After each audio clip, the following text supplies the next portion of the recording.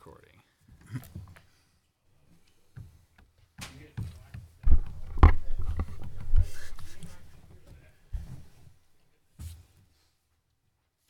Wonder if that means he didn't like it to start. All right. He's getting to like it better. It is 7 o'clock, and I would like to call the December 20th DeSoto City Council meeting to order. We'll start with roll call. Lane. Here. Daniels. Here. Hannah Michael. Here. Ritter. Here. Murdoch. Here. Thank you. Everyone's present. Mayor. Okay, everyone please rise and join me in the Pledge of Allegiance. I pledge allegiance to the flag of the United States of America and to the republic for which it stands, one nation, under God, indivisible, with liberty and justice for all.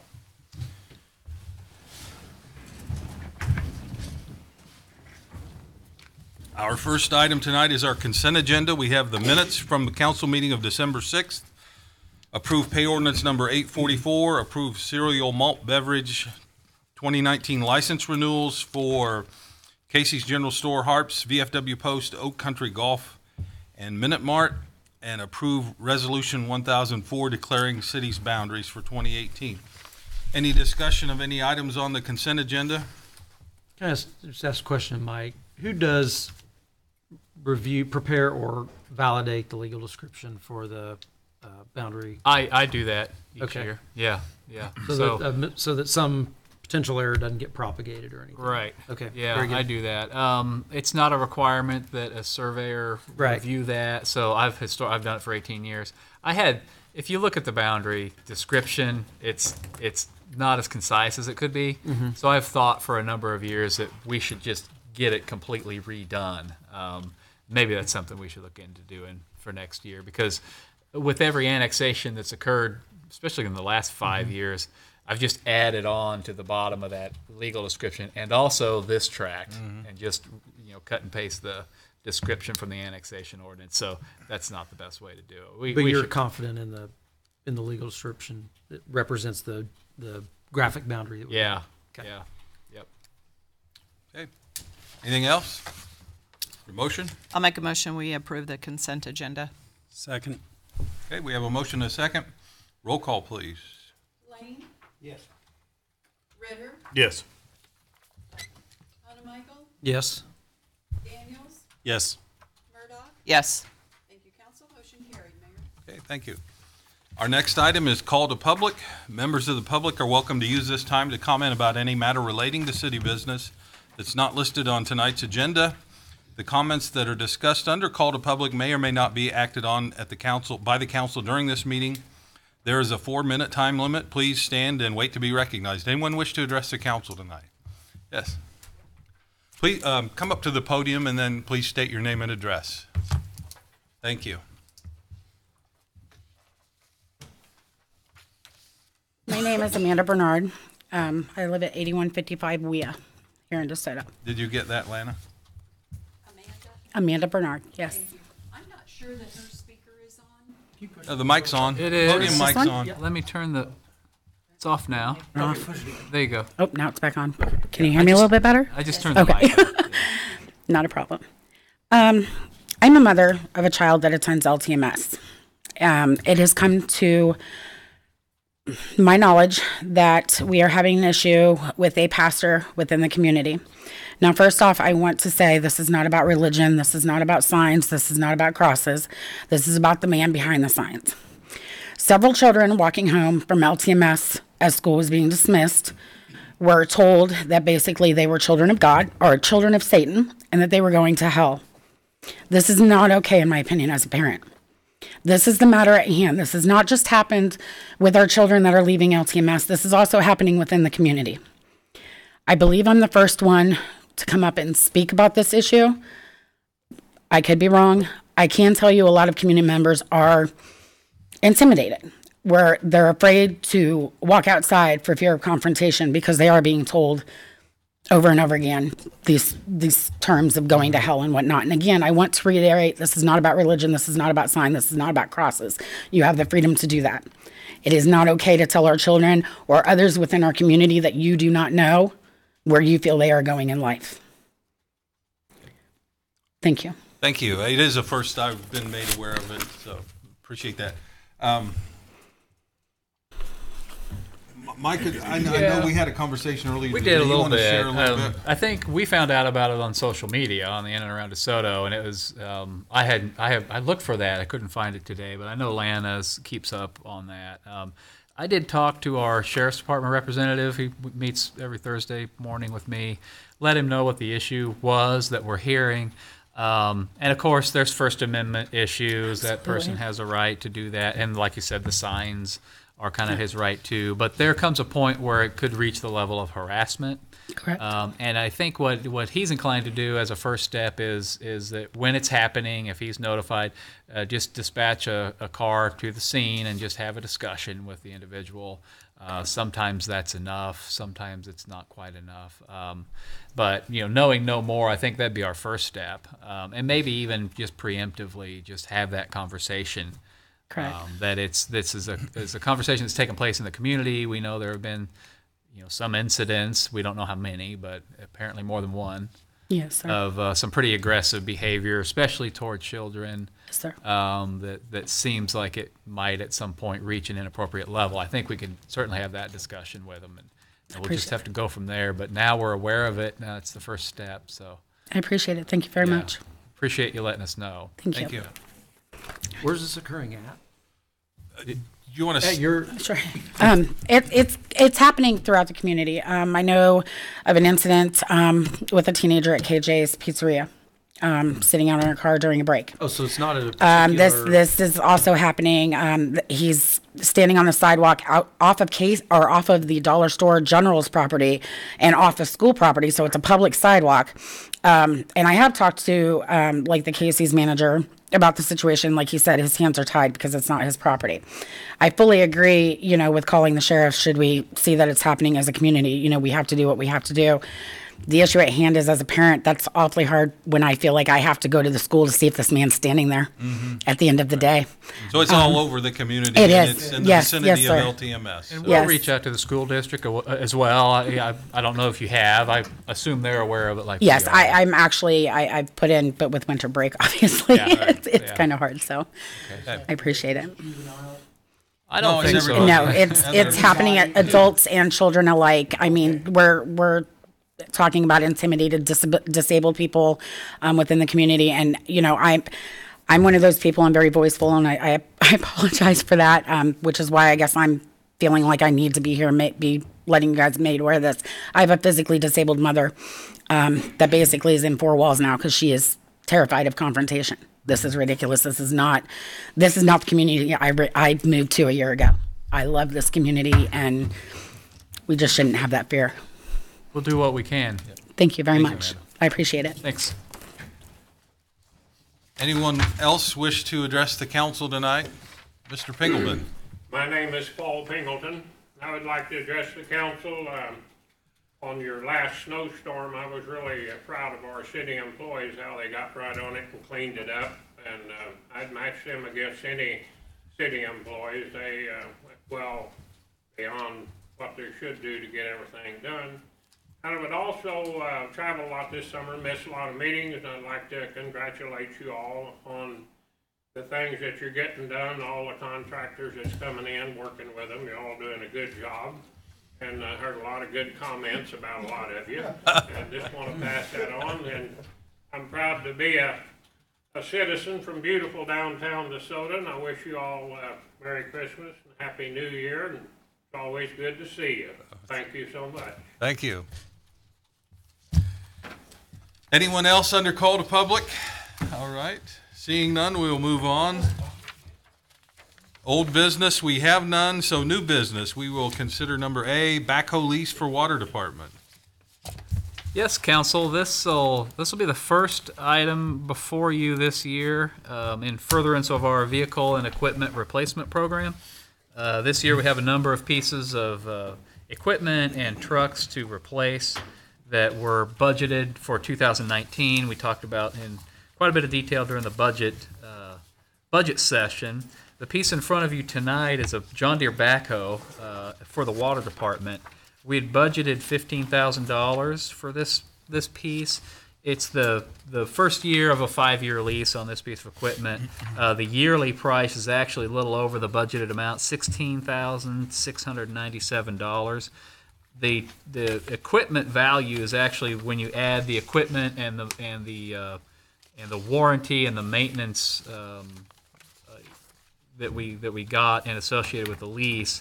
Total value is $116,500.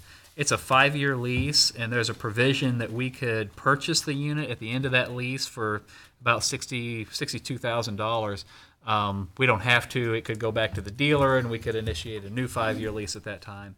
We started doing these leases a couple of years ago when we looked at purchasing and maintaining over time versus leasing, and just thought, with our in-house capabilities in terms of maintenance being a little bit limited, can't really work on the big pieces of equipment, that it made more sense to lease these so that the maintenance was taken care of. So that's all rolled into the lease price. The unit is provided by John Deere. The local Murphy Tractor is actually the local sales rep for John Deere, and they're part of a cooperative purchasing pool called Sourcewell. Formerly, this was NJPA, if you've been in the business at all. But this is basically a cooperative purchasing deal where they submit the prices, and it's done on a cooperative basis, and then we as a local agency can take advantage of that pricing.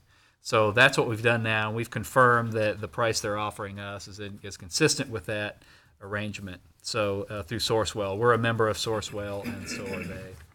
So the lease terms, like I said, are 5-year. We'll add this on. We actually spent quite a bit of time a few years ago negotiating, going through the details between Patrick and Murphy Tractor and John Deere on the terms of this lease, in terms of not binding the council to a future councils to an expense. We've got that worked out, and we're just going to add this to that lease, that master lease agreement. That was on the front loader we bought a couple of years ago. We're pretty comfortable with the legal terms here. So we're asking tonight for your approval that proposal from Murphy Tractor 5-year lease in the annual amount of $16,697.75. Just as an aside, this unit will go to the water department, and the backhoe the water department's currently using will move over to the street department because it's the street department unit that is the oldest one in the fleet. We'll be selling that on Purple Wave, and those proceeds will go back into the equipment replacement program. So that's what will happen. Questions for Mike? Not a motion? I'll make a motion, we authorize or accept the proposal for Murphy Tractor for the 5-year lease for the backhoe in the annual amount of $16,697.75. Second. Okay, we have a motion and a second. Roll call, please. Daniels, Yes. Michael, Yes. Ritter, Yes. Lane. Yes. Murdoch. Yes. Thank you, council. Motion carried, Mayor. Okay. Our next item is to receive the draft facility master plan for City Hall and Community Center. All right, thank you, Mayor and Council. This is something that we've been working on actually over the course of the past year. I worked on it quite a bit with Jay, since his department is in charge of the operations for the building. As far as if something goes wrong, Jay gets the call and he gets to figure out how to deal with it. If there's a significant expense, then Mike gets to figure out how to deal with it too. But That's what the heat exchanger is in the back room right now. You can see that. But what we've kind of done here is really decided to take a high-level look at the building. Leases wanted to try to establish a capital improvement plan fund. How much would that amount necessarily need to be on an annual basis to deal with, just typical operating costs, maintenance costs, repairs, things like that that happen. So we went and really started from ground zero. Before I get into all the recommendations, I would like to kind of just go through and give you a quick summary of the report and where we went with all this. Of course, there's a little bit of an introduction on some of the history. In 2000, we renovated the building as we received it from the school district. That was about $1.2 $3 million, a little bit less than that. Then there were some renovations to the gymnasium. The aquatic center, while not necessarily affecting the city hall and the community center, we're just talking about the building itself. City hall and the community center, sort of the dividing line is the staircase when you go down to the gymnasium. That's kind of where we sort of, everything west of there is the community center. And then, of course, in 2012, Great Life moved into the area of the stage, the former stage, and the gymnasium. And really, that's all been done since then. So there's been 6 years or so of just very, maintenance only type items as we've moved forward. We got really sort of three prongs on this. The first is to establish short and long-term use for the facility. One of the things that's going on is, when we first moved in here, we had this huge space, and there was just a lot of smaller agreements that people had. We got this football group that's here, and cheerleaders, and the cemetery board, and it's just like, yeah, sure, we got all this room, But now we're starting, as our Parks and Rec program's getting bigger. We got a Parks and Recreation plan that you'll be talking about next meeting. There's going to be more pressure or usage for city-only type activities within this building. So we really need to kind of establish how we want to deal with the semi-public groups, for-profit organizations, and then just in general, totally community service-oriented leasees. So that's one of the things. That's part of the study that we looked at. And then also is a building and maintenance fund, and then what would be our future use? What do we want to do for administrative needs? Like I said, Parks and Recreation has a great part of this building, but we also have a piece of the water departments here as well. So other portions in the street department is their sign shop in the building. So we've got all these things kind of going on. What we tried to do is just kind of pull them all together. And I guess the first thing we did was we need to get that. We had to have a map. We really didn't even have anything particularly current on where people were, and so that was one of the first things we did. Actually, we contracted with Milburn Engineering just for their CAD services, and said, we've got an old drawing from the building that Jay had been working on, marking and scratching up, and as leases and people had moved around and storage was changed from place to place, and so we had that drawn up. And that was sort of the basis for at least trying to get a handle on who's where and how much square foot we have. So that was sort of the first thing that we really looked at was the facility use areas, and those are in the report for you all to take a look at. So you can see the existing uses have the dark bluer areas are administrative functions only. The green areas, parks and recreation. Sort of the salmon color is mostly on the third floor, a little bit on the first floor or the lowest level. That's unused space. We also have the street department, the water department has some usage, and then of course the gymnasium and the senior center, what we kind of considered semi rental. I mean, you can rent those things, but we do certainly have city functions in there, so those all have to be coordinated through Jay and rented on an as-needed basis. But we always our activities always take first precedence over those. So you can see how that's laid out in this map here. And then if you move on to the long term, or the next slide, the long-term uses tries to simplify things a little bit, but we still have, we're going to reserve potentially the third floor for administrative functions, just kind of how we're evolving as an organization, that everything in the old high school area is just going to be administrative into the future. And then Parks and Recreation will also take over some additional areas on the west side of the building. The senior center, gymnasium, of course, will always be, at least at this point, we're talking about continuing having for rentals, but also as our youth programs are starting to grow and expand, I don't know how much more we'll be able to have those activities or rental uses as our Parks and Recreation program expands and grows. So, and we also have taking out the water department because they'll be moving to the water distribution building, and then also hopefully we can get the street department a new structure or some sort of newer facility where they can move their sign shop out of the Parks and Recreation shop area, which is over to on the east side of the building. And Brad, you might mention as well, here in the future scenario, so the far west wing of the building becomes just all parks, for programs, and, we're talking about expanding programming, but that means that the chamber office would conceivably move to a renovated second floor here, just straight above us,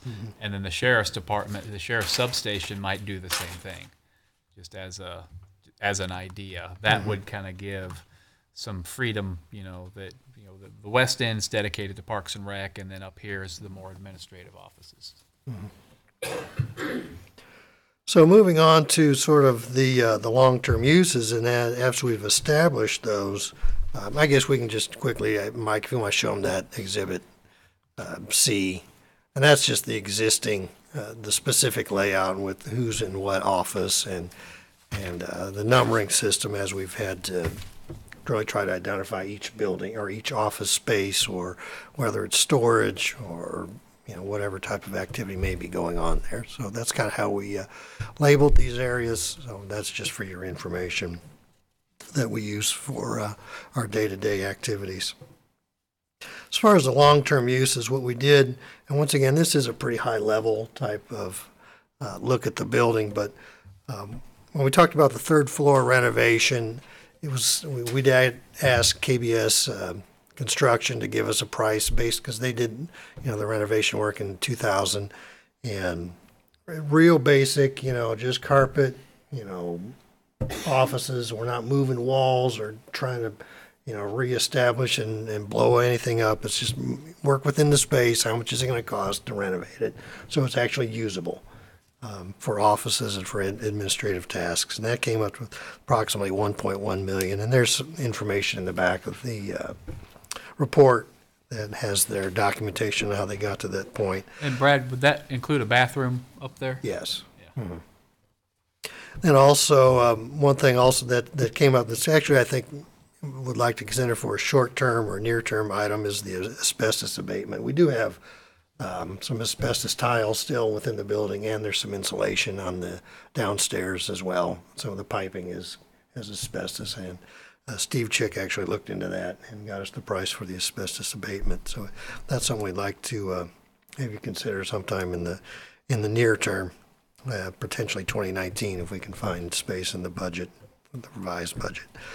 And then finally, a security plan. I think that's something that obviously with all the issues that we've had within the country, to come up with some sort of consistent security plan. So, we're a really open city hall. I mean, anybody can waltz in at any time and sit down and I mean, every one of us has had somebody come in their office and they're already in there, sitting there, just waiting for you to show up and things like that, which isn't necessarily bad, but it's just sometimes a little concerning when you don't know who's coming and when, or what their motives might be.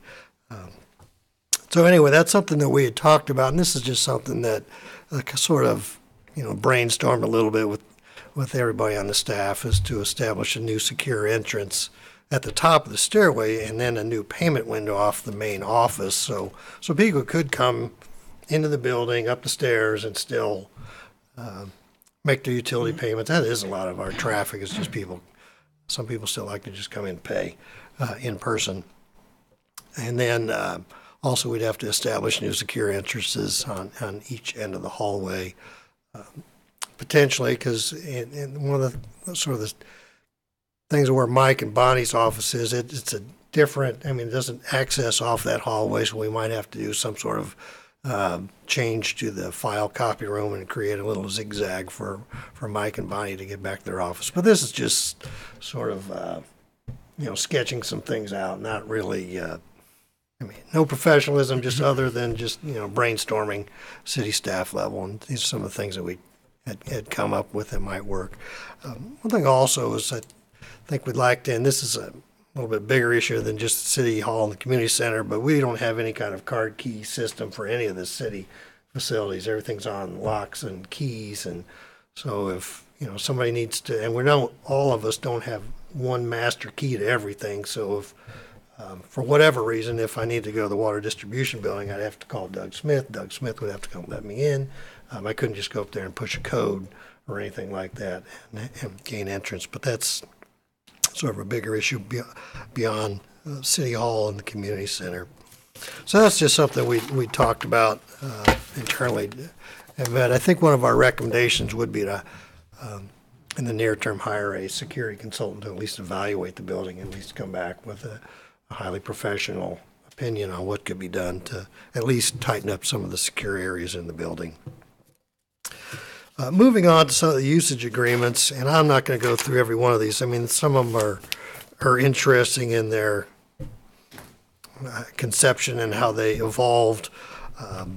But we do have profit organizations, the Taekwondo, Jazzercise, and the Great Life Golf and Fitness folks. It's a membership, but you have to pay to participate. Then we have what we call semi-public, which includes the Arts Council, Cemetery Board. I mentioned the Soto Football and Cheerleading Association, the Fiddlers and Pickers and Singers, the DeSoto Days Historical Society. All these people use the building and have some sort of agreement.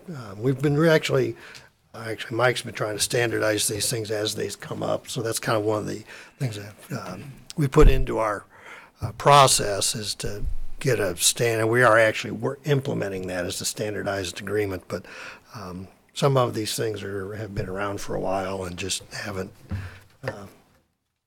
come up as far as their lease being over. And then finally, the community services, the food pantry and the Meals on Wheels, where there's no charge, and we just, they do benefit a lot of folks in the community, and it's good to have them as part of our City Hall. It's a great service that we do provide. The Sheriff's Office and Chamber of Commerce are also very important parts of our community and what they offer. And finally, we looked at our revenues and expenses. Now, certainly a City Hall community center is not something you're going to make money on, but we do have rates and charges, so we do want to just kind of determine what those might be. And we do have about $15,000 or so of annual revenue, which includes the leases that we do have and rentals, the gym rentals, and I did go back and we do have it's a fairly steady amount of rentals. It never spikes, it never goes low. It's just fairly consistent. For the senior center and the gymnasium, I think one of the things that was surprising that Jay and I went back and went through all the fee resolutions and found that the senior center rate was established in 2000. It was $20 an hour, and here we are in 2018, and it's still $20 an hour. And then the gym actually was increased in 2006 to $25 an hour. So we are a little bit overdue for that, but it's not necessarily. Just because you're overdue doesn't mean you should raise the rate. But we did go back and there's another way, and we spent a lot of time talking about what's a good logical manner to at least come up with an increase. And what Jay and I came up with was a Parks and Rec Department charges $10 an hour to have somebody there for when an activity is going on, just to monitor. I mean, they're not security or anything like that. It's just to keep an eye on the place and make sure that nothing is happening that's out of the ordinary. Whoever's renting the facility. Then we also have a $2.50 an hour utility charge, which was basically adding up all our costs for utilities and then dividing it by how many hours in the year, because we heat and cool the building regardless of if anybody's using it. So that just really came out to $2.50 an hour. Actually, it was a little less than that. And then the last thing is Jay put quite a bit of effort into the replacement costs and the items that need to be looked at on an annual basis. And that, as we sort of try to zero in on how much of that whole cost is just attributed to like the senior center or the gymnasium, came to $27.50 per hour for the gymnasium. And so we had those all up, and basically I think we ought to increase the senior center the gymnasium rate to $40 an hour, and potentially just leave the senior center as is. When we did those sort of numbers for the senior center, it came up to about $20 an hour, so it didn't really seem to make much of a difference. As you can see, the expenses that we have, we just included just the utility costs, and that was it's around $64,000 for City Hall and the community center, and the community center is around $22,000. Another thing that Jay's efforts we looked at was some of the items that we talked about would be a sort of a good line item budget that we just keep contributing to as projects come up. And that is, flooring, electrical costs, windows and doors, HVAC and roofing.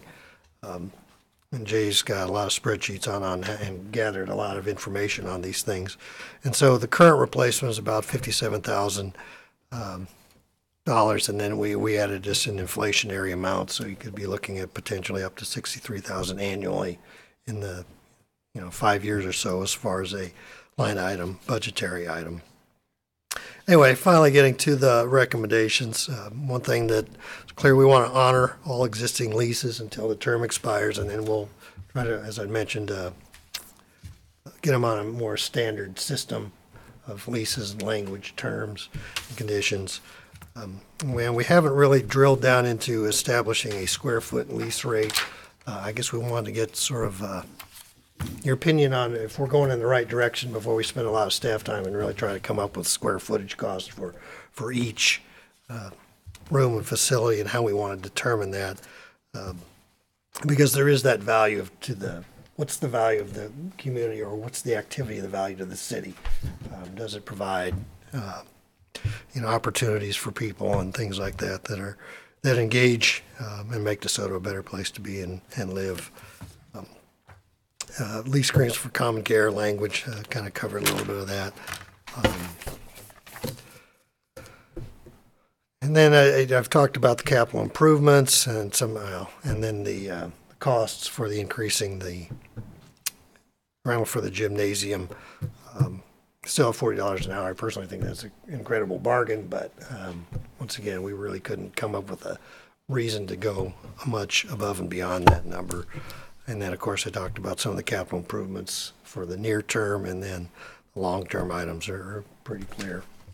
So that concludes my presentation. If you have any questions for me or Jay, feel free, but it was a pretty collaborative effort on putting this together. Okay. Questions from council? Thoughts? When you look at the long term, future. Looking at the long term and future moving things to the third floor, would that be like an all at one type project, or break it out into different? Well, at this point, I guess we haven't really thought about that too much, because my kind of thing is it'd be more of an all at once type of situation, because we're as we grow and need more staff and administrative functions increase, either we're going to make the jump or we're not. And so I think piecemealing it would be a little bit difficult as far as, and then it might be a little bit short-term pain versus just doing it all at once. But the pricing and the thought process that went into that 1.1 million was to do it all at once. And is that with adding bathrooms to the floors, or are there already Yes. bathrooms on those floors? That includes adding bathrooms. Mm-hmm. Yeah, I think it said 2, didn't it? Yeah. Plus the spread. And there's actually on the lowest, on the bottom level, there's a bathroom, but it's been needs to be yeah. Well, I also think that the security issues that you brought up and talking about for what we already have here, I think is something that I think we should really consider doing like sooner rather than later. I think that's definitely something that I would be willing to bring in a little bit earlier as far as budgeting and capital improvement type plans and stuff. I think that's really important to have everybody safe. And I know we've talked about different things, and the way you have this set up in similar way to that, I think makes a lot of sense. Okay, thank you. Yeah, maybe I'll just echo that. I'd say security as well as access management, particularly like around the community center space where, you may have portions open for, I know youth use the gym a lot. It's pretty popular with, the middle school and high school kids to come over to the community center. So I think it's interesting that this building provides a lot of community activity, a lot of resources for community events, community associations, and organizations are able to benefit from it. So I appreciated your comment about, it's a trade-off, that it's an asset to the community and it's something that's unique. And we have a lot of services like the food pantry and like the chamber that can operate economically because they don't have to pay rent, and we embrace it as part of what we're doing as the community. But like when I've come over, just in the gym area, it is kind of all free flow through all the doors. There's a lot of doors and a lot of ways in and out. I am surprised, I guess, that there is no key card access for employees, so that you can kind of keep track of, just who's coming and going, and if somebody was in on a weekend, through key card access, who was in the building, who wasn't. Right. You can track that. So, in part, definitely security, but also just access management. I guess the other part that I want to make sure we're giving enough attention to is really those longer term maintenance things, and whether we're recovering them through fees or whether we're budgeting for them. Regardless, this is a big old building, and I guess I don't understand. I don't know. Not that I don't understand. I just don't know where we're at with, roofing issues, HVAC equipment issues, electrical equipment, plumbing equipment. You mentioned security, but you can rack up some big ticket items in there. And are we looking at planning for maintenance and replacement in a way that's going to keep this building up and serviceable? Right. Well, Jay did just an enormous amount of work getting to the answer to that. Yeah. So the first thing to do was go around, inventory everything that you could possibly need to spend money on, and that includes everything maybe except the foundations and the walls of the building. Well, actually includes the walls because we're tuck pointing the brick outside. So on the report, there's this appendix that's, I don't know how many pages long. All this spreadsheet that Jay spent the better part of a year putting together, and we did our best to really treat it like an asset management plan. So you take the life of the asset, you divide the replacement cost over its life, and that's a dollar amount you need to plug into a spreadsheet somewhere to make sure that you have an equipment, a preservation fund for the building, so when these things go out. And that, the distillation of all that is basically where we come up with this kind of yearly $60,000. Which didn't seem like that big of a number to me, I guess, It for this seems- big of a building. Yeah, it seemed really big to me, but we're coming from different perspectives, I guess. It's about twice as much as we've spent kind of historically. It's sort of like the same thing with the equipment replacement. We're spending money on these things on a yearly basis and deciding which pieces need to go out yearly, but to have it in a comprehensive thing. So when you look back over the last, since we moved into the building, you average those sorts of things out, and we've been somewhere around $30,000 a year just on doors and flooring and stuff like that. So this is about twice the amount that we've put into it so far. I don't know. I was pretty, it's a big number, but based on the work we've done, we've really tried to get as close as we could to a number you could kind of hang your hat on and feel good about budgeting. It's actually like about $1 million, right? I mean, really. Yeah, that's about it. Is that about what it is, the mill? Mill. Yeah, that's right. Well, and I'm not necessarily advocating or would be a big fan of saying, let's raise our rental rates up or things like that to try to create a revenue stream off of them. But definitely we need to recoup costs, absolutely recoup costs that are directly associated with keeping it open extra hours and that kind of thing. Because it is a community asset. So I guess the thing I'm least comfortable with is that we have different rates and different terms for different organizations. And it just kind of, there were one-off decisions over the course of the last 15 years that landed us where we are. And I would like to work toward a scenario where, when you have a for-profit group, you kind of have a set rate for these things. And that's going to take some time because we have we have existing agreements with the Arts Council. I wouldn't put them in, they're not in the for-profit category. An existing agreement, they made a bunch of improvements down there. And so we have a special agreement for Great Life. That's fine. But for the next organization that wants to come in and make use of our asset, I'd like to kind of establish, as a follow-up to this, sort of establish a policy on, what the rate is, what the terms are, who gets the nonprofit rate and who kind of has to pay their freight, that sort of a thing. I'd feel better under a scenario like that. The DeSoto Youth Football and Cheerleading Association, is that also equipment storage for FCC, JC, Football and Cheerleading Club of Johnson County? It's the local organization that does compete in that league. In FCC, JC? In that league, yeah. So they're using the old The old locker room. the coach's office in the boys' locker room. Far side on the bottom. Yeah, Yeah. Mr. Updike's office. And that's the one that has an agreement that expired 11 years ago. Yeah. Yeah. Well, before we renovate, I'd like to see I'm kind of in agreement with Lori. I think prior to renovation and starting that, we need to address the security issue. And if we're in cahoots with, we're getting a lot of new technology in here, and I know that some of these new card key systems run on Wi-Fi systems. So that might be something that when we get this building re-equipped and run on a new Wi-Fi, that we could maybe go to a card access system through the pool and everything here for card security access through computer. Makes sense to start that here. Yeah. Yeah.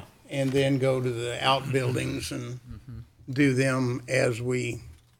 This building is just a nightmare in terms of security. There's so many doors. Oh my gosh. Yeah. Doors, I agree. walls. A lot of doors. I think there's a solution we can come up with, though. We'll have to be creative about what we do. Yeah. So many doors and so many levels. Yeah. Yeah. Just to mapping it was it was a challenge. Just getting this, like, how do you represent that half level? But I think we. Right. Yeah, no, I thought you did well splitting out, so I was able to follow the plan very nicely. It may be part of the Parks and Rec plan discussion, but is there any talk about expanded days on the gym access?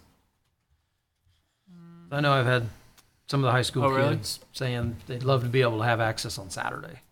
Has there been any talk about any Did that come up in expanded? the parks plan? I don't remember that specifically. Extended open gym. Yeah. How much we receive are more evening. Oh, evening. That's typically, depending on the season.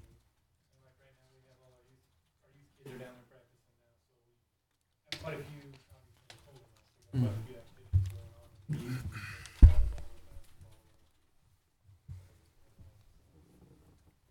And that's the prime time when people want to come in. I'm not saying we shouldn't do it. It just seems those times match up and we have our own activities. Mm-hmm. I can honestly, if we built another gym, Oh, it's a great do it. amenity. Let's do it. every night. Just go up two Just levels. above it. Yeah. Right, because we don't have room to spread it out, so we'll have to go We'll up. have to go up above somehow. Double level. One just comment that I'll make on behalf of the food pantry is that we greatly appreciate the use of the facility, and it's a great benefit for the community. If there's ever more room that we could have, we could really use it. Because we have situations where we have a whole room full of donations being brought in at one time, and it's just a nightmare because we don't have enough room to store it temporarily. Even if we had it, even if it wasn't right there, a place to store it, just to be able to get it sorted out as we're still trying to get people coming through and stuff. So it's good because of all the donations we get, but the way we're set up and stuff, it's been kind of a crazy nightmare. And that was, of course, my selfish reason for asking about moving EDC out of there quicker by facilitating a room for them so that I could have their space or part of their space or something to be able to use because it's just, but anyway. Yeah, because you often use bag, this time of year, you Yeah. fill the bags and things. Yeah. It's usually full.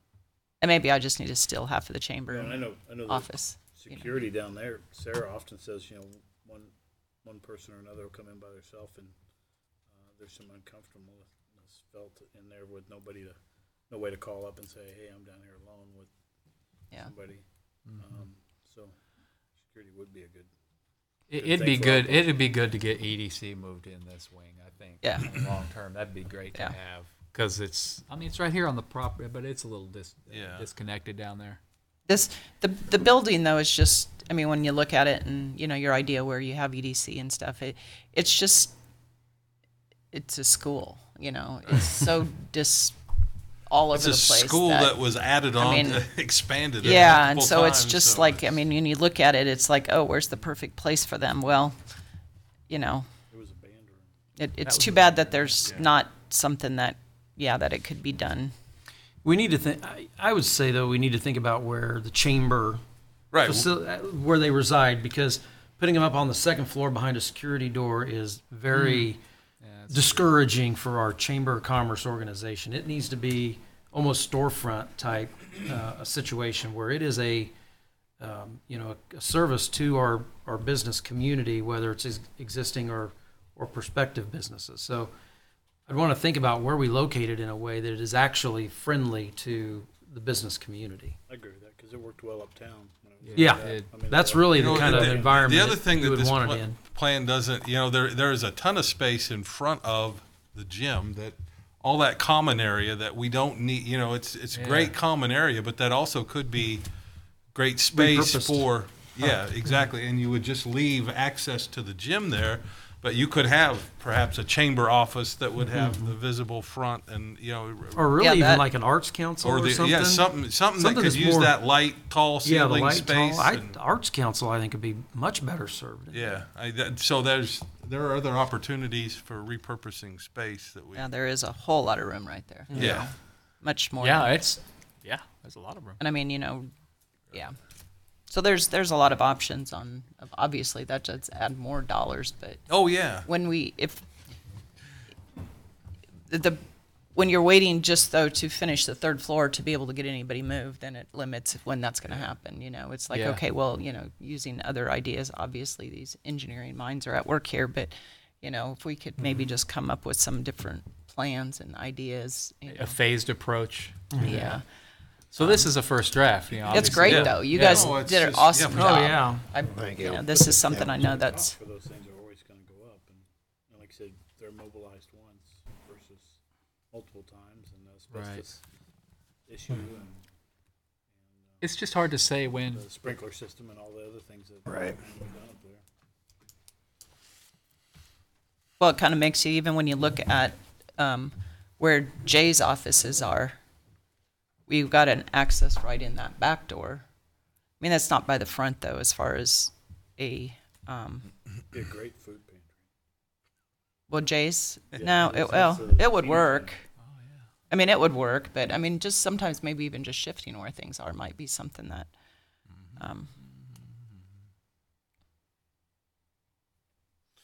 lots of ideas. What do we need to do with Well, this so now? what do I'd we like wanna to do is kind of take your comments and maybe roll those into a revision, finalize the report, and then there's a couple of follow-up items. The first thing would be the budgeting of that asset Abatement. management thing. Oh, okay. In the 2020 budget, we're going to start talking about here in a couple of months, and then that would probably be the security. No, it's okay. It'll be fine. The security plan sounds like something that's top of mind too, so we could talk about that maybe also in terms of the budgeting, and then the policies, the use policies, those. And there's a couple recommendations like gym rentals, just tweaking those a bit. So, I think maybe in January bring this back with some of those follow-up items we can start working on. If nobody's, I'm hearing a general consensus to the general direction we're moving, and so we can tweak the long-term plan and follow up with those items, those policies and budget items. Thank you, Council, Mayor. It's good. Thank you. Thank you, guys. Yeah, thanks. Well, you just secured your job. Good job. Okay. Item C, discuss 2019 strategic plan update. Yes, Council, like we did in 2018, the first of 2018, we did an update to the strategic plan that was, actually we adopted the initial plan in August of 2017. So that 2018 update was only like 6 months worth of stuff. And so what I did at that time is basically just redlined the August plan, and that served as our 2018 update. I've done a first draft of the same thing again. So what I did for this one that's in your packet for tonight is I've accepted all the changes that we made in the February of 2018. So those are no longer redlined. So the red lines you see here in this version were changes to that version. So it's now been another 12 months. So some of those items, I guess I should say, on the first couple of pages, there's still some red lines that were holdovers from 2018. But beyond that, the goals and objective priorities, the rewording of those, and then the section at the very end where we just kind of restate the progress we've made on those areas, all that is redlined so that you can see what's been changed since the last update. My intent tonight is just kind of bring to your attention what I've identified as some changing priorities, a new goal or two, and then have some discussion with the intent of formally adopting the revision or the update in February, so that we can roll whatever priorities come of that into the budget discussions for the 2020 budget. So without getting into too much minutia on really what's been changed, the staff report, I indicated there's really kind of 4 major changes I made. There's other changes throughout the document, really just from a timing standpoint on priority and timing for some of the goals and objectives. The first thing was related to goal IF1, so that's related to infrastructure. That was the broadband initiative. Essentially, major milestones accomplished in 2018 on that. A lot of the goals and objectives have been achieved. Essentially, I've changed that to read that we're just going to continue to support the build out and modernization of our internet services in the community, and just kind of left that at that. I did include quite a bit of verbiage in the update section at the end of the report about exactly what was done and when it happened, and just kind of a recapitulation of the progress there. The other thing was I moved up a priority and time frame for the K-10 monument sign project. That there had been quite a bit of discussion, in terms of the text amendment that's going through the Planning Commission now about highway billboard signage, but from the community in general about the idea of a highway monument sign. This is one we'll roll into our CIP discussions when we start talking about that update in January. It had been on our CIP plan, didn't quite make the funding level for the 5-year, was included as a honorable mention. So just that concept has kind of been a topic of discussion in the community. I thought it was worth maybe moving that priority up a little bit. If you don't agree, that's fine. We can move it back. The third thing was relating to the soccer feasibility and the soccer complex. We had that joint study with Johnson County about building soccer complex out at Lexington Lake. The result of that came back on a scope and a cost for that effort that the county would be comfortable with. That is, I think, an order of magnitude beyond what we had anticipated our needs to be. So, it doesn't look very likely that we will be implementing that at that property. So I've changed that goal to reflect that. Essentially, the goal now just states We need to find a place for soccer fields. I think we could add some initiatives under that. We could probably add half a dozen of those initiatives under that as to how we want to go about that.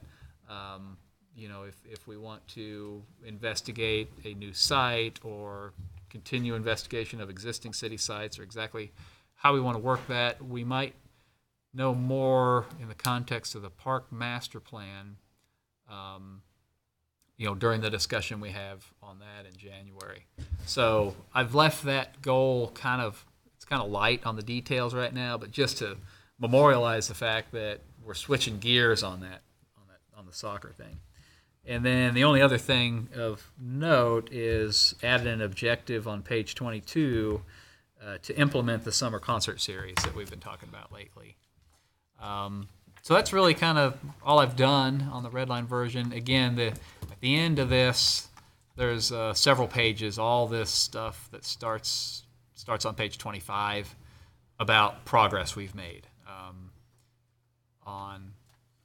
in 2018 on these goals and objectives that we've done. So this is a red line version. In the end, I guess when we come to the 2020 update of the strategic plan, we'll be accepting all these changes and rolling them into a new red line.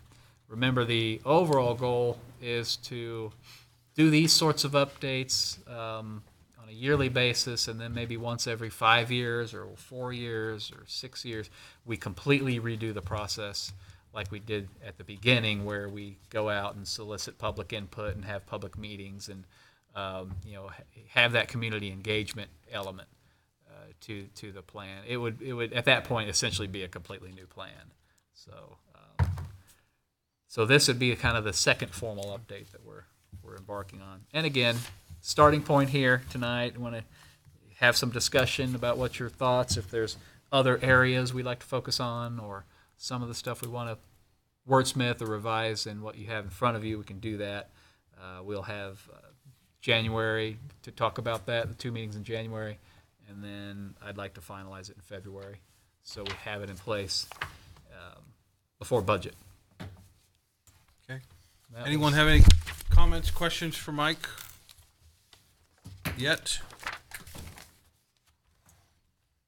Just want to kind of run through with some comments or thoughts? If you have any thoughts right now. Just a few, so IF2, provide integrated pedestrian and trail network throughout the city. I think that's one that's come up several times in our conversations about pedestrian activity along streets in different areas, whether it's along Corliss, Waverly.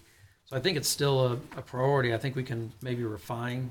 Is there some ways that we can kind of refine some specific thinking about what we might want to accomplish here? And then the other thought, the comment I wrote was, there's also probably some elements in the parks plan or parks board about trails and biking activity within the city that may influence or may kind of shape some updates as we go through here. Some thoughts I had on that one. On infrastructure 3, expand water and sewer service areas. As we just read these, like IF 3.2, extend sewer collection system developable areas along 95th Street and Sunflower Road. As we talk about economic development, viability in the area, maybe some of our geography might be shifting in terms of what's doable or what's doable quicker or what's of interest. I think the 95th Street corridor, maybe Lexington East, is maybe diminishing in terms of near-term likelihood. Maybe there, areas west or other areas may be becoming more likely. Yeah. So I think as we look at priorities or timeframes or and just having in our own mind the viability or likelihood, I think some of these may be evolving over time as we're learning more and digging into them a little bit more. I don't have anything specific, but I just want us to focus on those that are developable, marketable kind of areas as we maybe refine these. I think IF 3.3, you probably have noted progress there, but extending sewer service, promoting low pressure systems, we just approved at the last meeting.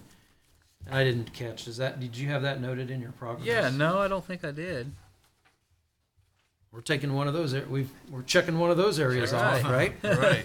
That is right. A red line you did not pick up from earlier in the year is IF6 and IF7 are duplicates.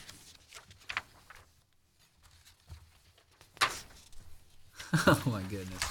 We did that same thing last year. Yeah. Okay.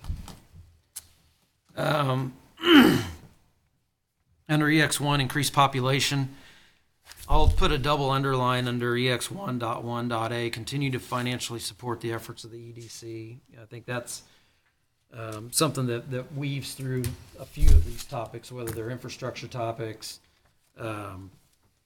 housing topics, residential development. But how are we supporting the EDC? And what is, effectively supporting the EDC kind of mean to us? Update the city's comprehensive plan. That's one that's in progress, obviously. Promote residential development. It's got obvious progress, but I think that the thing there in terms of update will be what is our current view in light of the progress that has been made.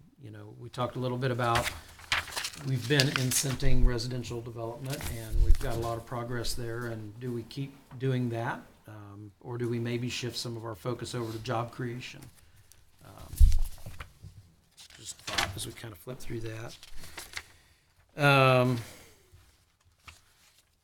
When we talk about communication, enhanced communication with the public, was kind of kicked around a little bit at the last meeting, and I think it's got some merit of, might we want to consider, in terms of creating effectiveness in communication, say hiring a full-time or part-time marketing director, or communications director, communications coordinator, particularly one that has social media savvy, since enhancing our social media activity is one of our specific objectives.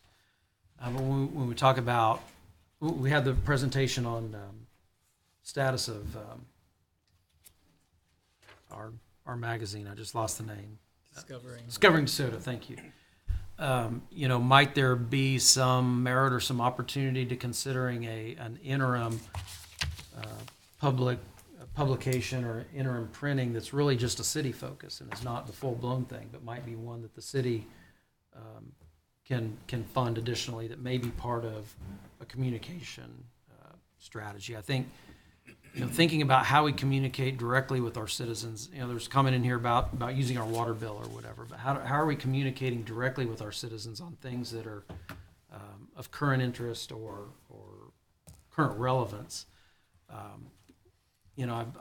get people asking me about, what's happening at Planning Commission, and it's just, there's a real struggle for the public to know from the time that an agenda, say, gets published until action happens, if there's ways to communicate some of that out more, a little bit more at a understandable level, not at a minutes level, but what's happening. So I think there's some things that can weave together in terms of how we look at communicating. You mentioned the K10 road sign, for example. How do we look at funding K10 signage versus funding the EDC, right? And maybe there's some thought, maybe there could be some options on, public-private partnership in K10 type monument signage. But, I would think in terms of priority, I'd feel like dealing with EDC support in a way that we can create jobs or maybe look at creating some developable areas within the community, in my mind, rank a little bit higher than signage and some things that maybe aren't as directly tied to some specific outcomes.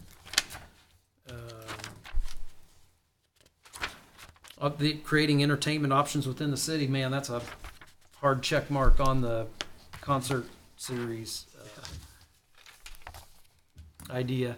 And then AM3, I think it's the last comment I had, AM3, increase retail options within the city is one that we just have to give thought to because the market really drives retail. Obviously, with the housing opportunity growth that's going on within the community or the potential for, that'll affect our retail outlook, but it's very hard for communities to drive retail. The market is going to drive retail. The things that we can affect are jobs and housing and infrastructure investment, and then hope that we do the things that drive retail to our community. Anyway, those are my thoughts. Thank you. Yeah, Oh, great. one more thing, real quick. Kind of related to that, and it was related to the roundabout discussion. When we think about strategic plan, I was doing some cleaning and some organizing, and I came upon our Lexington Avenue corridor plan from 2013. I think you were on Yes. Planning Commission at the time that this was happening. I have about a year's worth of Planning Commission notes on the development of this. We put a lot of effort into the development of Lexington Avenue plan, and I'm just saying this is one of probably several plans that get developed, and I hope that we continue to build upon some of the work that's gotten done, and that just because we have turnover in council or turnover in planning commission, these things just don't kind of get lost.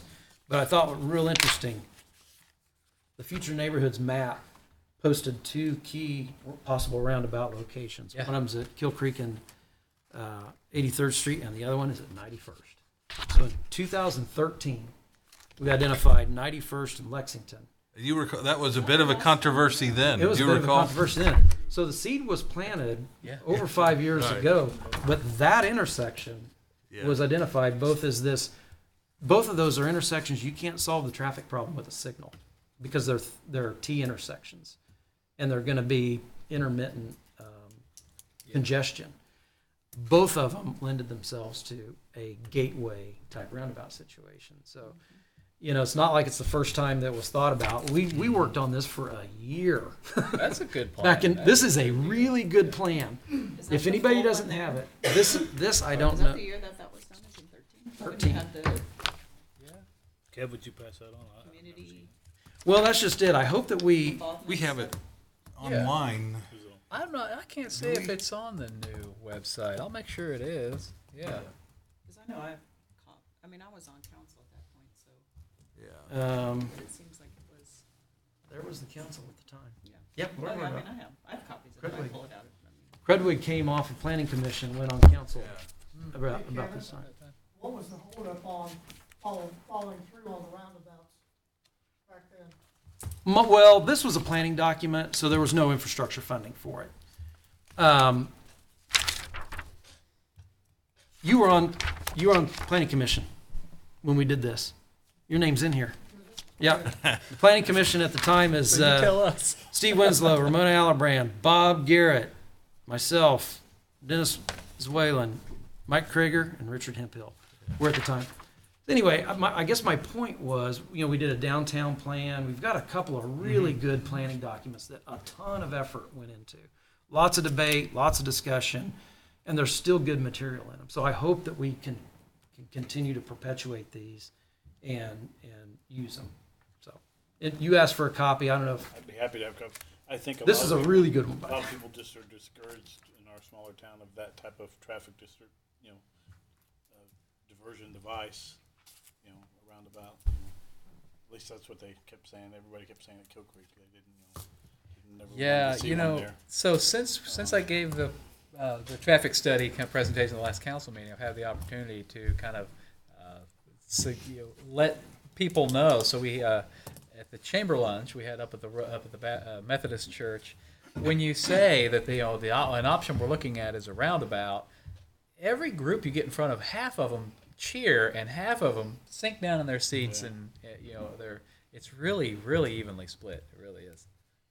And we did the same thing at the quarterly EDC meeting yesterday. Was it yesterday morning? They did the same thing when you had the public meetings in here. Yeah, it's really is evenly split on how people feel about Mm-hmm. on roundabouts. a feeling basis. A feeling, But when you yeah. get down to the functionality, Yeah.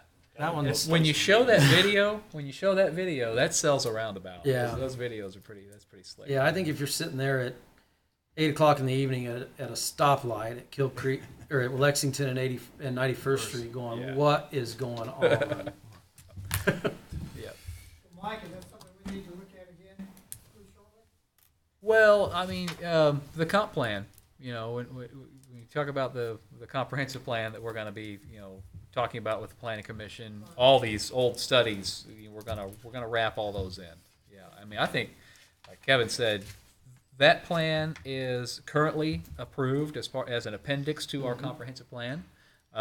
We might reapprove it, or reference it, have it as an appendix, and talk about how it integrates with what we're doing now. So it's that we did not as detailed one, but we also did a 95th Street corridor plan.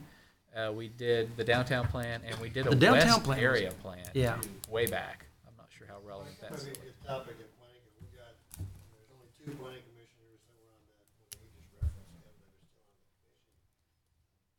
So 5 members that might need an update on previous plans.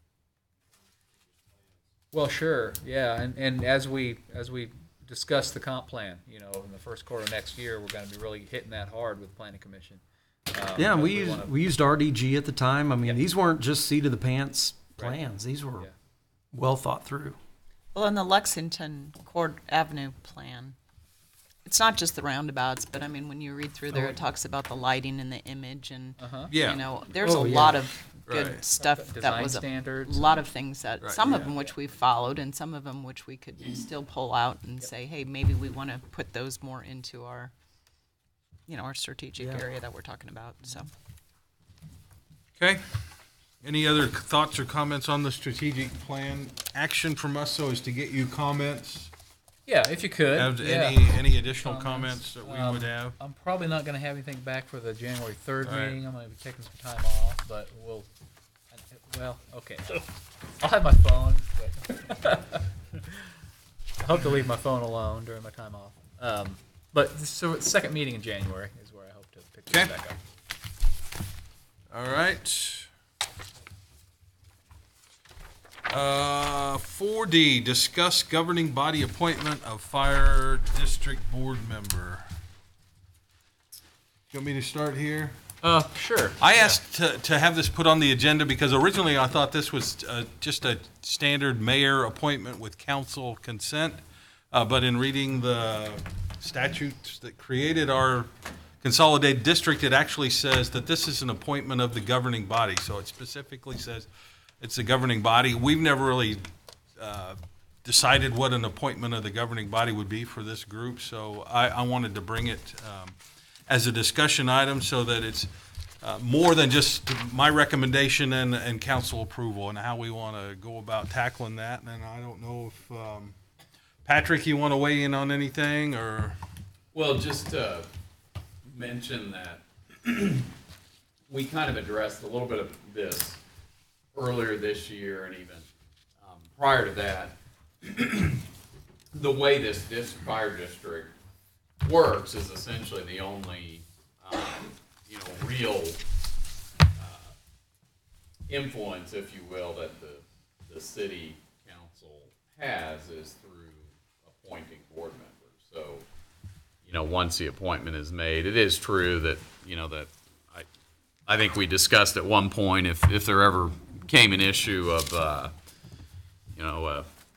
board member that really wasn't living up to expectations, I think there would be an opportunity that you perhaps could terminate that appointment. But really, as far as day-to-day operations or planning issues, it's really the city is just relying on the appointments that it made to the board. And then with regard to, obviously, a board member, for example, we have the rotating seat. You don't have to have that in place by January 1. The person in that seat currently will hold that position until a new person or that the same person is appointed. So there shouldn't be any concern about you absolutely have to get this done before January 1. So I'll repeat then. I've had contact, Walt has indicated that he would like to be reappointed to that seat. And then I've had contact from another citizen, Brooks Young, that I met with, that has also indicated an interest. I know that Walt did a good job and would do a good job, and I was very impressed with Brooks Young, and he was actually someone that I was considering for when I was looking at vacancies or positions in the city that I was going to target to try and bring into some sort of board position or commission position at some point during my tenure as mayor. So I think with that, I guess just a discussion of how we think we want to handle it, if we want to do what process, nominations from council members or me, and then an open vote, have the gentleman come in and present their credentials or qualifications, and then some sort of interview. I don't,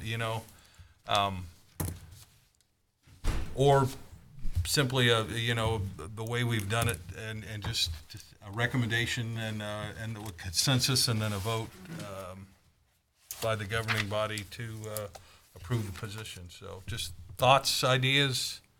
The target that I had said was we would fill it by January 4th. So I'm not looking to take this to any action tonight. Just the main thing I wanted to bring up was that it's no longer, I had thought it was a mayor's appointment. So, and that's kind of how I had presented it at the last meeting, and I found out that that's not right. So that was key to bring up tonight, and then just to talk with you all about how we want to go about filling this position. I kind of feel nominations from the group, from the council, because this is our only step and really our only contact and with the fire board. And, and it's a pretty important decision, and I think it should be kept with the council and brought in and done that way. Okay.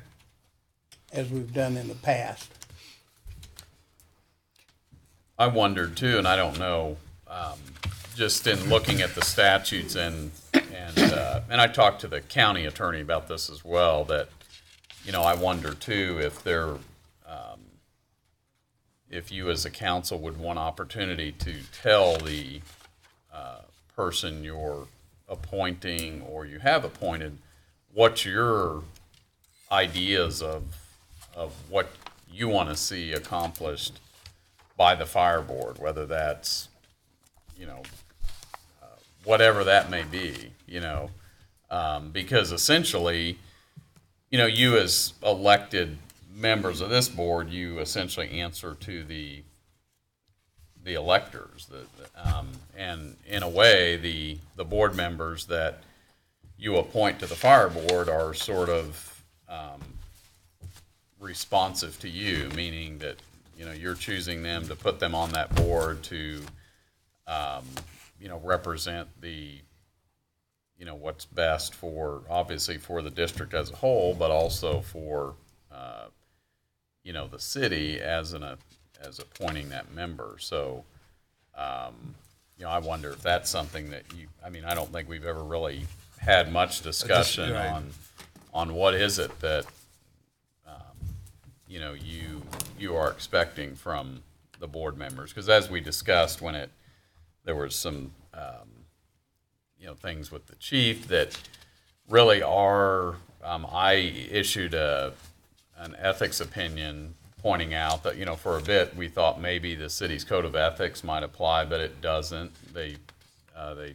My opinion was the city's not even our code of ethics do not apply to the board members.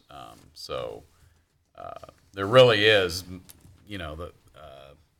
again, just reiterating, the only control you have essentially is through the appointment process. Once that's done, then there's not a whole lot you can do. Obviously, the council can communicate with the board and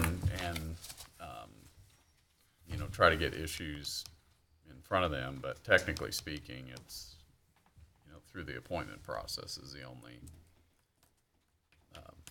input that the city has. Mayor, has there been any public announcement that On we our are- webpage or yeah, of the that- opening? yeah, No, we haven't I haven't had it posted on our. And the only reason I say that is, this is a post that most people aren't aware of. They're not going to know that, okay, it's time to do this, or how most people aren't even, probably most people of DeSoto don't even realize it's a separate organization. But the fact that we do have appointees and that, that comes through this and that there is one available, it might be, as we go forward and try to get, people involved in our city politics and activities and boards and stuff, as you've said, maybe letting people know it's out there, that it's an opening, there is an opening for it. But then I would say, I'm not against going with your recommendation, but it would maybe be nice to, for us to just see resumes from different ones. And, before I'm going to appoint one, I'd kind of like to hear a little bit from each of them. Yeah, I definitely would like to have the candidates at least come before the council and present. Well, I think we also Yeah. should look at the people that have been doing the job because they wanted to do the job and volunteered for the job, and are in there right now. And they've done a pretty good job. They've addressed this council. Both of them have been here addressing the council. And also, Mr. Bedford came in with them and addressed the council and gave us an update on what the fire department were doing when they had a terrific time. So, I kind of would like to see, we've got these people that are in these positions and they're doing a good job.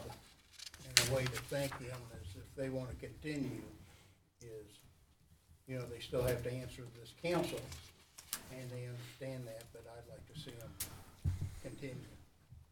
That's my personal opinion. I was going to say, in discussions I've had with people over the last year and people of very differing opinions, I would agree with the fact that the people that are there are doing a good job. But at the same time, if there's multiple candidates, then we should hear from them and be able to decide based upon qualifications and record and history. But at this point, Yeah. they've been doing a good job. Yeah, I totally agree with what Rob and Lori are saying. I think that they ought to come to a meeting. If it's a council decision, I think they ought to come to a meeting and express their interest and ideas and what they would like to see accomplished with that organization. People do a good job, but there's always people out there with good ideas too and good leadership abilities. And we need to look for the best organizations that we can, put the smartest people in the room. And, and sometimes it's okay to get a new idea. I also agree with Lori that, Mayor, if you feel like that, you've been spending the time and talking to them, I'm certainly open to your opinion. Cause I think that then ultimately if we get a group of candidates and we got to figure out, well, how now do we make a decision? Right. So, maybe we do post this and let people express an opinion, because when they find out, they go, I got experience with that kind of an organization. But you have to have a time when those nominations close. Right. And then you have a pool. And then we got to talk about how are we going to narrow that down as a body. Do we go in, is it an executive session type thing to talk about it? Or do we pass around it couldn't be an executive do we pass session. around a ballot and we mark it off and then you tally them up and read them aloud and narrow it down to the top two and then the logistics of that. Those are all things that we're going through. Mark. Yeah, if we end up with 4 people who express interest, how do we logistically narrow that down? So but the one thing I will agree with Rob and Lori definitely on is I'd like them to come to a meeting and express their interest. And I agree with Danny, and I do agree with you guys as well. I know both these gentlemen. I know the one that is currently doing it has 30-plus years of experience with emergency services, so I know he's doing a good job. So I wouldn't have had any trouble with that, but I don't have any trouble with visiting with 2 people either. So I guess you wasn't here when they all came and addressed us, were you, Kevin? Somebody came and gave an update several months ago. Yeah, we were here with Doug. And the other 2 members were out there that night. Yeah. And they That's were all. been a year ago, though. They came and addressed the council, so I don't know where you were, maybe you wasn't here. It's been a Oh, year I've only ago. missed one meeting. So. No, it's a few. It was just a few months ago because they just Yeah, it bought was this just a last few months vehicle. ago they They just bought this highway patrol vehicle. It's probably been 4 months ago, maybe 5. Bob, did you want to add something? Yeah, a comment was made that you don't get any information from the fire board. I'm here at almost every council meeting. Nobody ever asked what's going on with the fire board. I can remember one time that this council was asked about something. Other than that, I sit in the same chair every month. Nobody says a thing. Yeah, and I'm not. My opinion doesn't mean that there's anything wrong. I'm just saying when you have an opportunity to fill a position, you know, you have an opportunity to look at who, you know, who can bring some ideas to the table and who can bring some leadership. I understand that, but it's not as easy a job as you might think it is. There's a lot involved, a whole lot involved. Yeah. That's really what I was kind of getting at, is maybe even larger issues like, and I know it can be a powder keg, but for a long time ago there was this talk about the county wanting to consolidate fire districts to lower taxes, and that was a big issue. And I don't know that the city council ever took that up and gave input like we are. You know, the city council of DeSoto is totally opposed to that idea, or hey, we'd like to explore it. It's things like that maybe larger issues, not sort of day-to-day operation stuff, but more, you know, larger issues. The council never got involved in that situation. And that's my By the way, point. that went by the wayside. That's not even on the table anymore. Well, I just recall when he did come, he did give a very detailed description of what they've been doing for the past few months, how they were going to lower the mill rate this year, which I did ask you, Bob, when you were appointed to do. Mm-hmm.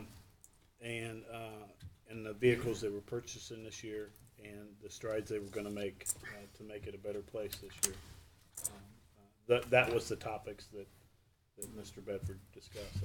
Right. We're more than happy to give you any information you need. But you gotta ask for it.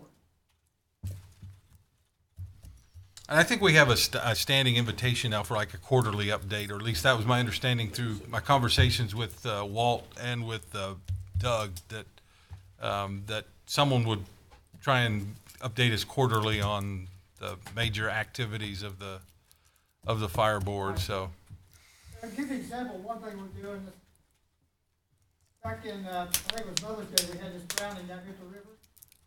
We took a lot of heat over that, we didn't have the boats, but we do now.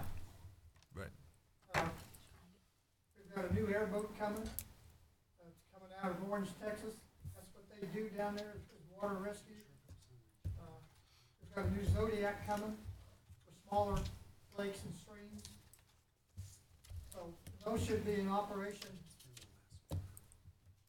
mid-spring, something like that. Right. You know, Bob, I know we had 2 boats that you guys sold. Yeah, that wasn't. And but I'm glad to see that you're returning that program back to service, because the river is used quite a bit. Another thing, we've got a good working relationship now with Olathe on their water rescue team. In fact, here in the spring, our group and their group's going to be working together down here at the river on Training. training. Good. So feel free to ask us. You bet. I'll make a note. Well, you guys meet the first First Tuesday. Tuesday, so I'll put a note in my. I won't bug you until after the first Tuesday then, so I get fresh information.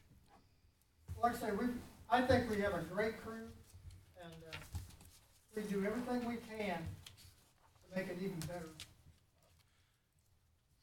You just promoted the new chief, is that correct? Yes, we did. Yeah. Todd Maxton. Yeah, I announced that. Walt shared that with me last month before last meeting, and I shared it with the council. You were, well, that's all right. I understand you were ill. So if we go to try and put this on advertise on the webpage, I don't think we're going to be ready January 4th. I think if we wanted to do that, we would be looking at a longer time frame to fill the position. There's nothing wrong with that, is there? No, To take no, another exactly. month Walt would stay in that position until he's reappointed or replaced. So no, it doesn't create any. There's no urgency that's needed because the position or the appointment expires at the first of the year. So.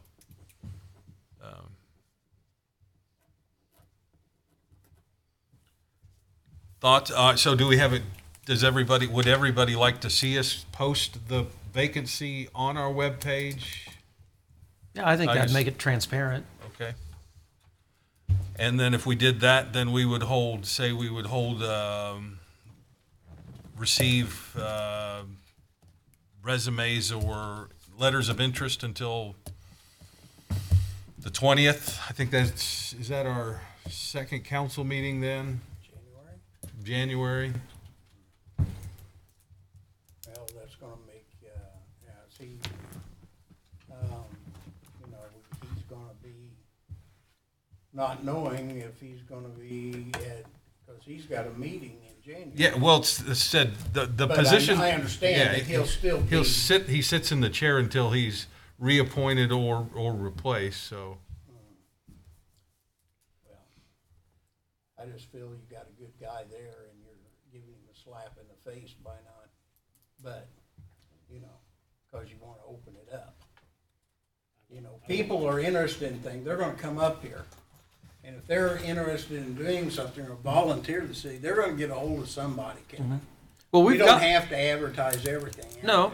Well, then we've already got one candidate, though. Well, yeah, but you just slapped him in the face by just saying, well, let's get somebody else. No, I think he's not doing any good. Well, he's been up here several times. No, nobody You said, well, nobody comes and says. Nobody's saying he's doing a bad I just job. told you that somebody came up here and talked to us. Nobody's saying anything I about don't- doing a bad I job. think Walt said, yeah. It's just about being transparent in the process and giving people who might be interested a chance. We have two candidates. I mean, right now before advertising, there was two. Walt expressed an interest and Brooks expressed an interest in the position. I've known Walt was wanting to be reappointed for about a couple months now,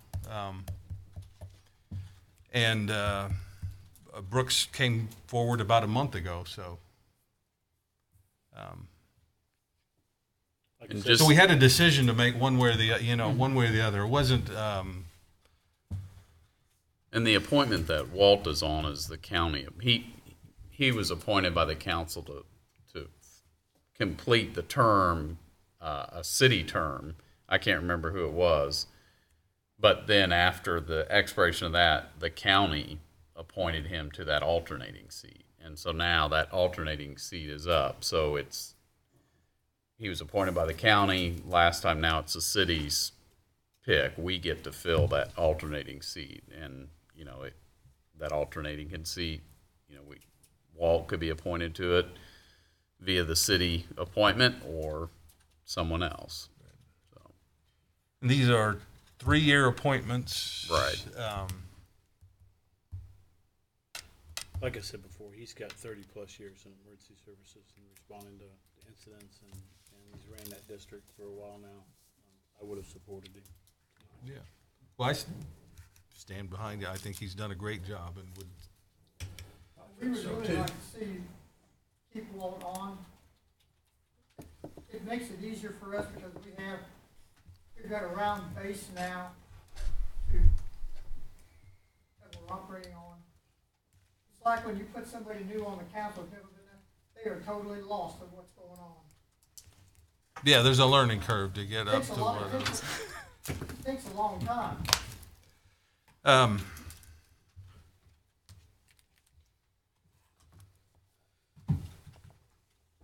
Yeah, well, Mayor, I support timeframes. I mean, I don't think that's out of line for still an efficient process. Okay. Anyone else have any comments on that?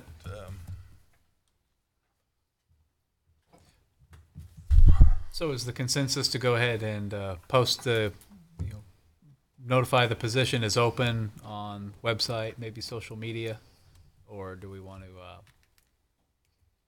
Consider it closed and go with the two we have. I was going to say, personally, in the future, I'd say probably post it.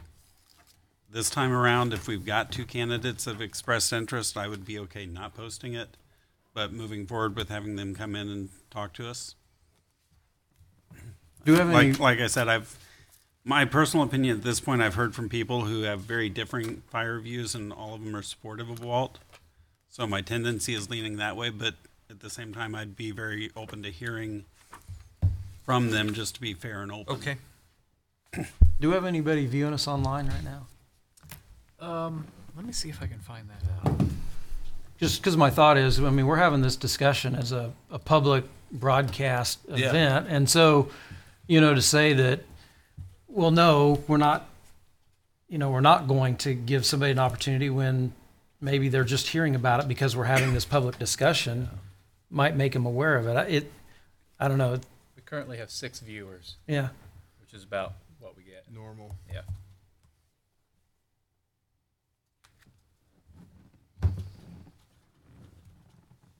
And maybe we open it and we get none, in which case we at least had an open process. But if we want to take the 2 candidates that we've got, then we can run with that too.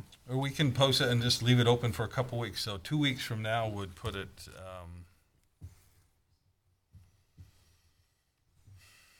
I don't know my dates. The 20th. What is today? The 20th. Today's 20th. 2 weeks would be the 3rd. The 3rd. And then the 17th. I mean, there's a lot of holiday stuff in there, but if you're interested, you're paying. So we have Right. a meeting on the 3rd. We do have a meeting on the 3rd, so we would know if we had any others, and then we could invite on the 17th anybody into the next For the meeting. yeah. Okay. So post it with letters due by the 3rd. By the 3rd. Okay. Close the business on the 3rd. Okay. So, Mr. Mayor, will this be our process going forward for every? You know, I would like to. do? Well, yeah, I made a commitment to people that I would post openings on everything, and I didn't do this on this one, and I don't know.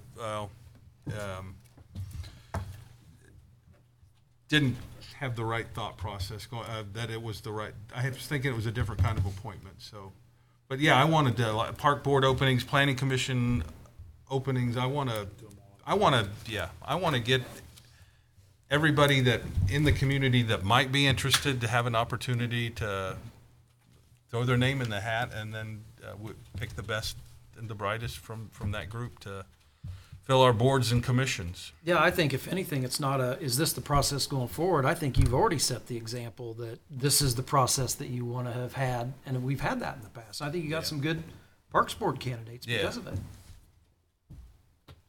So, Okay, we'll get it on the website and social media. Just city Facebook page. Open it till the 3rd. okay. All right.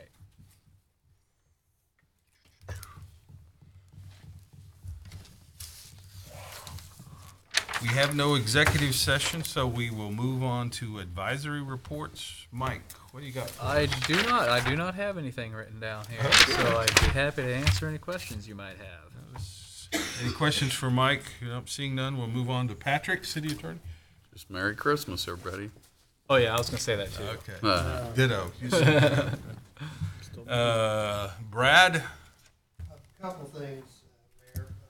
First of all, the water distribution building, the foundation is in. Slab floor is in. Steel is on site. Erection of the steel and the siding and insulation should start on the 26th. So that's good news. And also wanted to. Brett, I'm sorry. Could you come up maybe to the podium? The We're having audio trouble or the hearing. recording can't hear. Yeah, the recording can't hear you. And Danny can't hear. I wasn't gonna call Danny out. I couldn't hear him. Okay, just want to let you know, the water distribution building, the foundation work has been completed. The flooring is also complete, so all the slab work is done. And then also I guess all the bolts have been also placed in the foundation. They're ready to go. The steel is on site, so the erection of the structure will be up. hopefully on the 26th that week. Actually, they say they'll do it in those few days after Christmas and before New Year's, and then also the siding and insulation will be done at that time as well. So we're getting some good progress, hopefully, in the next week or so.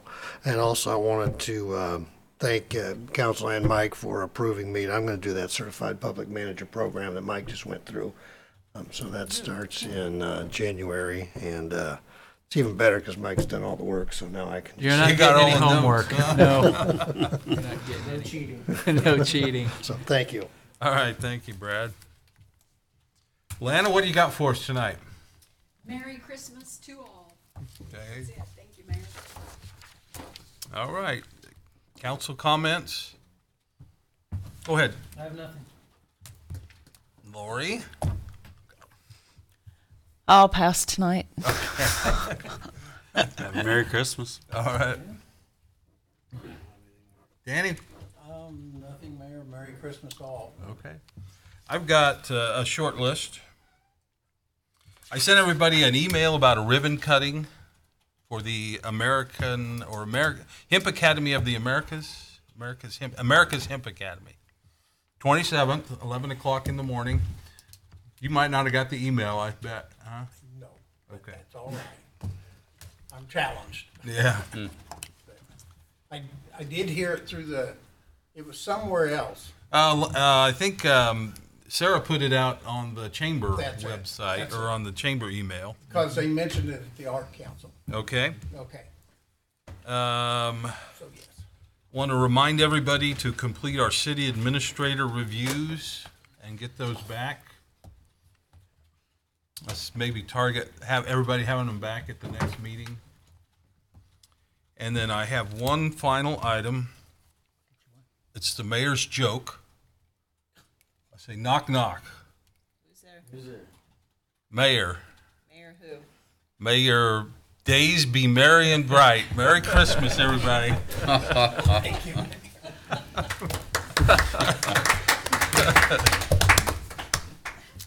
You want a motion to I would take them. Second. All in favor? Aye. All right, we're adjourned.